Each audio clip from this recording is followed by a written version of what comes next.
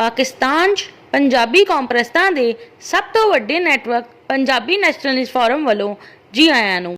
ਪੰਜਾਬੀ ਆਪਣੀ ਜ਼ਮੀਨ, ਜ਼ੁਬਾਨ, ਸਕਾਫਤ, ਤਾਰੀਖ, ਕੌਮ ਤੇ ਕਿਉਂ ਧਿਆਨ ਨਹੀਂ ਦਿੰਦੇ?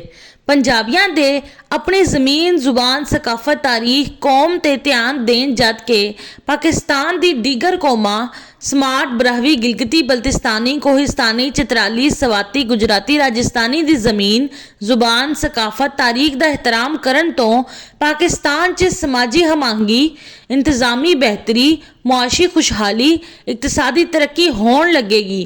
लेकिन मसला ये है कि पंजाबियों की तरफों अपनी पंजाब दी ज़मीन दे बजाए सारे पाकिस्तान दी ज़मीन नू अपनी ज़मीन समझा जाता है ते अपने पंजाब दी ज़मीन ते ध्यान घट दिता जाता है।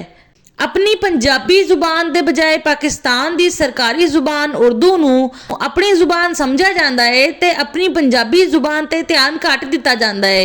अपनी पंजाबी सकाफत के बजाय पाकिस्तान की सरकारी गंगा जमुना वाली सकाफत नू अपनी सकाफत समझा जाता है तो अपनी पंजाबी सकाफत से ध्यान घट दिता जाता है।